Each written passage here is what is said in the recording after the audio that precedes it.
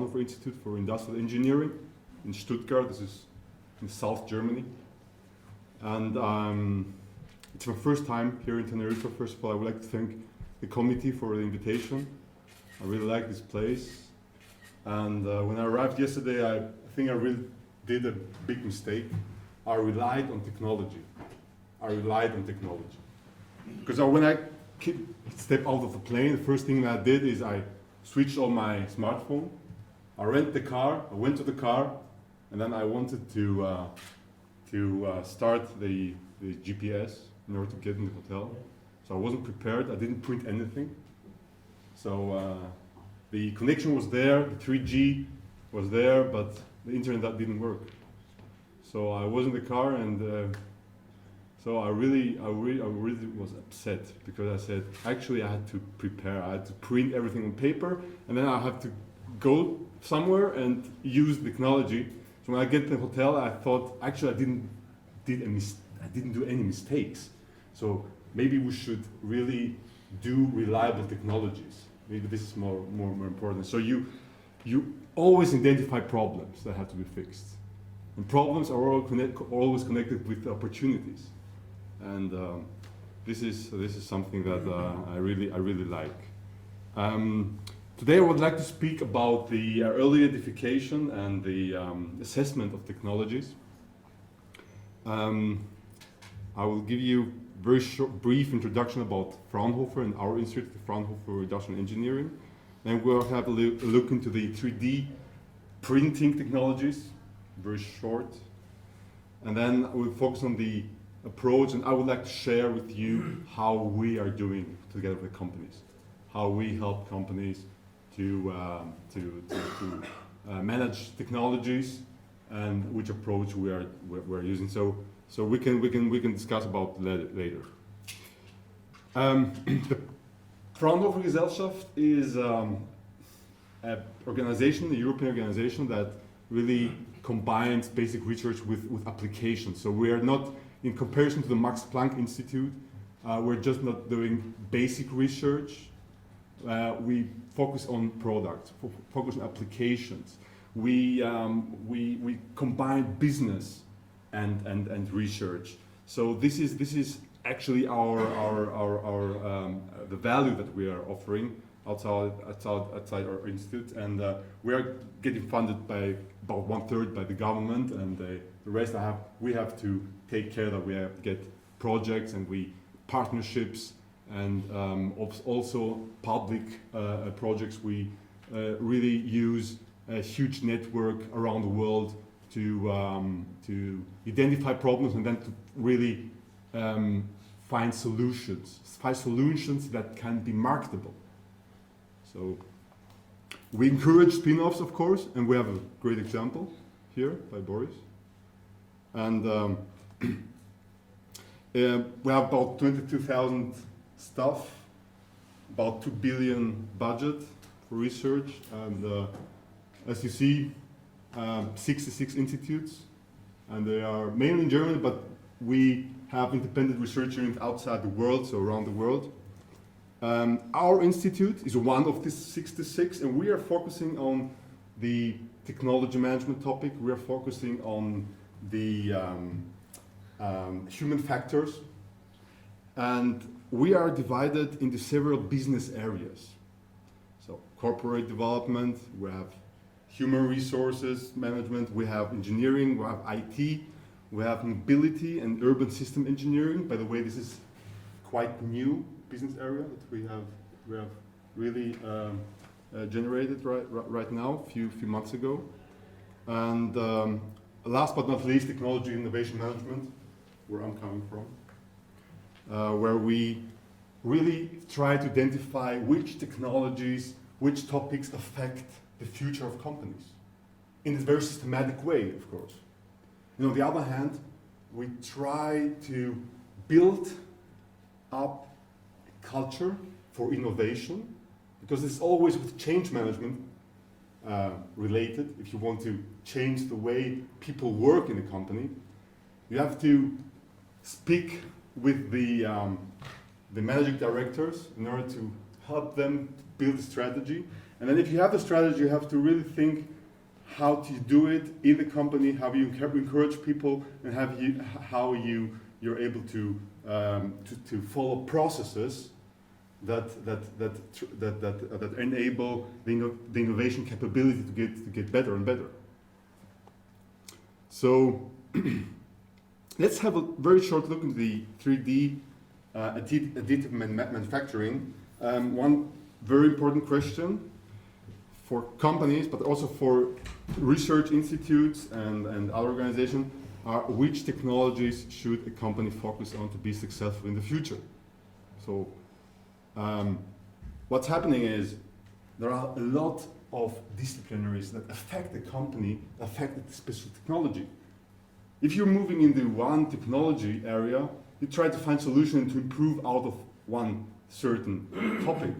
So if you think of which functions do I need for this technology, then you identify a really huge variety of areas that can help you to do this output, to generate the output and to fulfill the function, but also to identify new opportunities for business.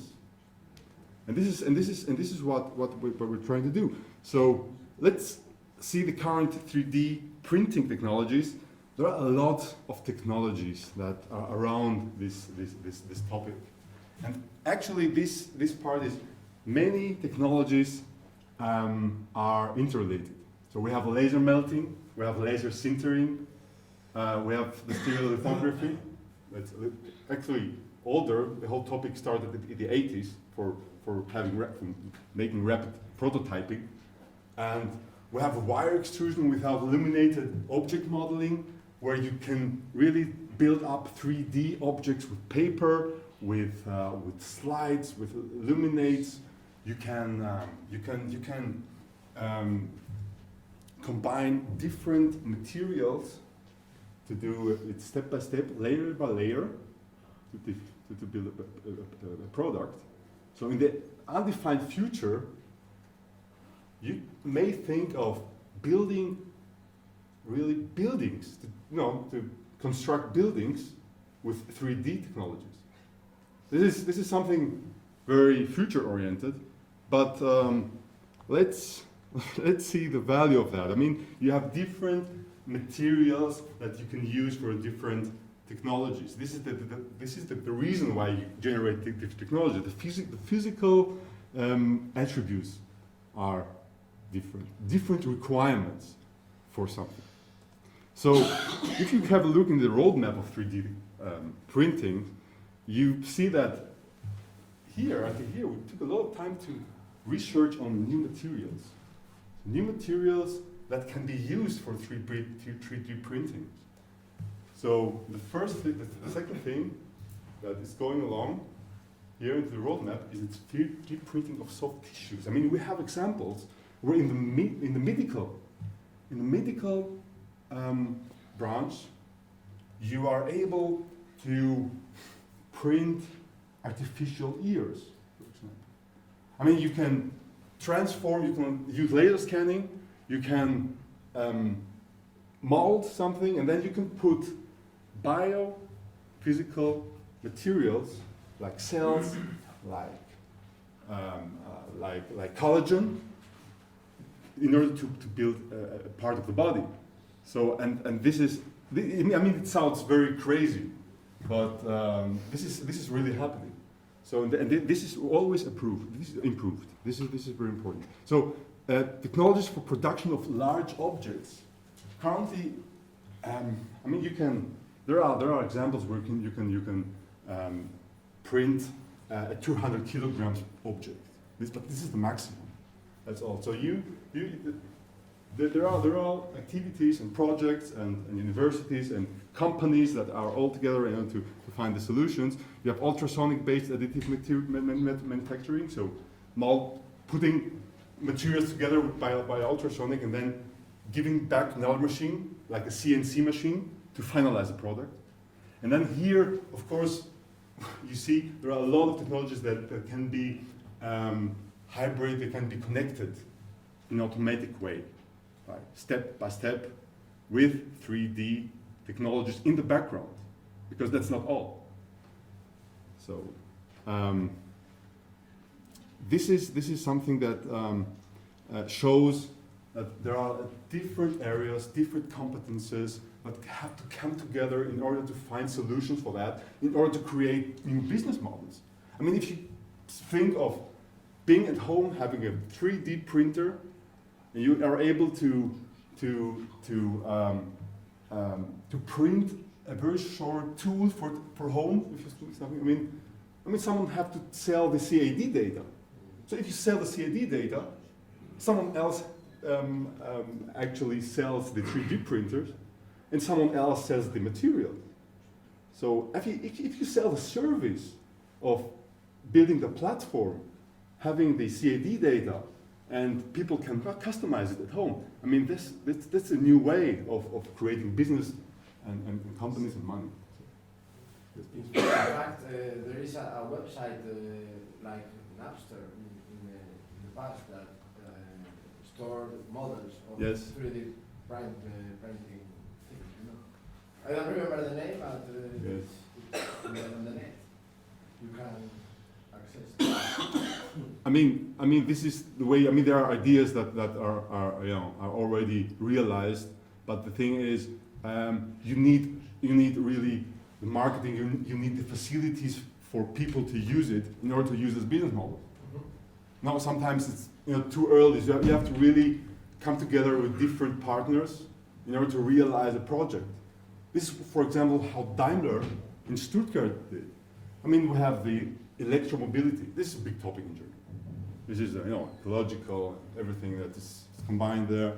So Daimler worked with the public transportation company organization. They worked with different other partners, and they built a platform where you can, put the direction where you want to go. Then you can. Then they tell you which opportunities you have in order to go from A to B. So, and by the way, they use they use their cars, for example, and this is one part. So you can use these smart cars with electro battery in order to go from A to B, and then from B you take a train and you go somewhere else. So actually they make money because the people use their cars. You can rent it for an hour or something, or 2 hours, or half an hour to go somewhere. So, at this time, you can buy the print here in Tenerife in MediaMarkt. It's offered to 2,900 euros. I saw 2 weeks ago. Mm. So at this time, it's euro. And remember that Lego, the toys manufacturer, introduced as a revolution that you can design your toy and you ask to Lego and they send you, yes, at this time, Lego must be worried about this new technology. That is not necessary to have Lego at home to provide to your boy, or even to you. What are you thinking about? My new toy for join at home. So this is going to change the model of business of traditional companies. Okay. What are the material costs presently Yes. for a 200 kilogram of? I mean, this is a cost. I cannot tell you what are the costs depending on what you're doing. You can use metals. You can use ferrous alloys, non-ferrous alloys. You can use thermoplastics. You can use thermosets. You can use ceramics to build a 3D object. But there is a company called Stratasys that sells printers and said it's the maximum 200 kilograms. I didn't test it, we didn't test it, but I know if someone uses it because it's a good marketing, but it works. But you have to really make materials more cheap, of course, that can be used everywhere. You don't have a mass production right now, so you cannot construct something in a factory with these materials and with these technologies, and you're not able to reach a high-speed sinter. or high-speed laser melting or something. This is something that will come in the future, so that the costs of material for these technologies are becoming cheaper. And this is something that people should be aware of, that there is something coming up. Daimler is showing big interest in 3D printing, because they think of customizing cars in the future. So you have different parts where the customer can customize and say, I would like to have it in that form. So it's very expensive to build tools and machineries and so on to build this for special customers, and then you just keep the machines in the room and you create costs. So you have a 3D printing idea, and you do it however you want and for which customer you want. There is a long tradition here in Canary Islands about tuning the cars. You know, in the north of the island, there is a big business about tuning the cars. Yes, you can see on MTV that program that tuning your car, but here in the north of Tenerife, there is a crazy guy that spends a lot of money to change the fashion of the look of the cars and so. Okay, I would like to change the face of my mother-in-law.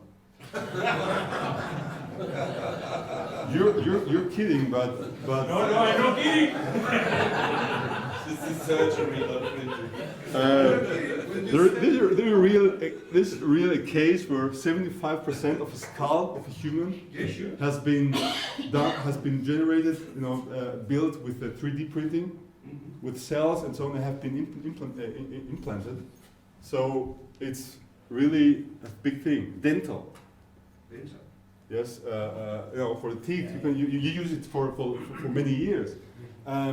You can. There is a case where a part of the body after an accident has been built with titanium, and it was implanted in part of the face of someone. I mean, there are a lot of examples, and it's important to be aware of them. This is the point. But how?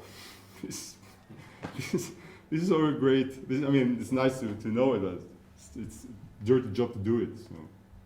I just want to share how we are doing. We use something we call technology radar. We try, first of all, to identify specific technologies for specific requirements. So we have the different technologies. We bundle them into technology fields. We know what they can do, and then we create different requirements and criteria that have to be met. This is something that has to be done, and then you have to evaluate if this technology field can meet these requirements that are important for the company, that are important for the customers, that are important for the machines, for the process, and so on. Let's take an example. There was a company that produces engine drive equipment for forestry. So, and the problem was, if they build these cubicles, this shouldn't oxidate when you use it in the forest, so there can water in it. So we have to see and look if there is a chemical element present on the surface that might bring a negative influence. How much of this element exists on the surface, on a 3D level, and then how is the concentration of a special material, chemical element on the surface. So let's say how deep it is, how deep it goes if you finalize the surface. So the step was, of course, first of all, define the objectives. Which technology needs the company? Which technologies are existing, and which technologies can be used right now or in the future? And then break down the technologies and functions. Collect data, of course, on the electronic base, but also on primary research by interviews and putting different people together, having interviews, analyze the data, and then run the assessment. First of all, we define a requirement profile of technology. The presence of the chemical element on the surface. This is one term, but you can find solutions by saying, what is the amount of the element on the surface? What is the concentration of the element within the sample?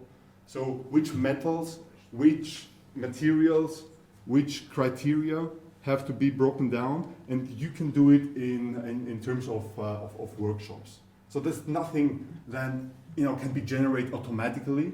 You have to first come together with the people that need that, and then discuss it, and then collect data. So there are a lot of search terms that have to be generated in these workshops in order to be able to search for a function in a different way. So you can use different materials that then avoid oxidation, and these are all connected with different approaches. So you have to create different bundles of research terms, and then to use data. Which data? I mean, you have the patents. I mean, we have 55 million patents. And this, in each patent, is structured in the same way. You have a problem, and you have a solution. That's always the same thing. You have databases of literature. You have technical databases where, by the way, these all are not always free. This is a problem. This is the hidden internet, we call it. Because you have to be a member. You have to have, the account. You have to pay money for use this. So this is, of course, a problem to do it by yourself. But there are a lot of information. There are a lot of people that of partnerships that can be used in order to reach that, and having all this access, as we do. And let's see an example. I mean, most of the people, what are you doing if you have a question? You put something in the Google, isn't it? So you just put detection of chemical elements in the Google, and then you're extremely fast, and then you search in 0.4 seconds. You have about 8 million entries. So this is actually a lot. So if you start reading, then it can be a long story. So I would like to use a metaphor. Well, what you actually do? You go to a library. By the way, this is our new library in Stuttgart. It's a lovely place. So, and then you have an idea, and you have different search terms that you have defined. And actually, you should do the same things. You go and you search the database, or you ask for it. Then you take the recommendations. You go to the bookshelf. You take out the books. You have a look in the abstract, and then you read the book. So actually, it's the same thing that we are doing, but not by going to the library, by collecting millions of documents, and we are using Luxit. Luxit is a text mining system that is very helpful, and in order to scan the different search terms that we have put, and we have a document overview with the different words that affect our objective, and then we build the interrelations of different topics in order to find out which functionalities can be fulfilled with other technologies. And so therefore, at the end, we have new insights. And the last step is to assess the promising technologies. So as I stated in the beginning, we have the technology fields on the one hand, and we have the different criteria of different solutions. For example, for this for this approach? Does this approach meet these requirements? Does this approach is able to detect a chemical element in the 2D or in the 3D perspective? Yes or no, or a little bit? I mean, this is something to have an overview which technologies might affect my company in order to focus and really monitor this technology in the future, because it's no value if you do it for 1 year and that you let it, because it's always a further development. So, and again, this is not a joke. This is not something. This is not for fun. This is work. But if you do it in a systematic way, if you have the people that are doing it in a systematic way, then you have the possibility to identify these white spots, what you say, in order to further develop and then try to think about how can affect me and which business model can we derive out of it. So in this case, we found 100 technology that fitted. 24 were very narrow to this what we wanted, and then at the end there were just 3 that really were implemented. I mean, this is something. We say also, if you have 200 ideas, you are lucky to realize 1. So that's enough. So the second thing is, which new markets or business areas can we open up with the current technology portfolio or with the new technology?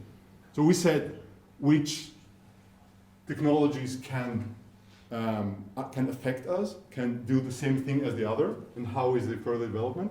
But the other thing is, if I have a new technology, maybe I can derive different applications and to use it for different products, for our technology. Another example, maybe all of you know the organic light emitted diode. This is nothing else that kind of illuminate with polymer. If you give power to that it's lighting.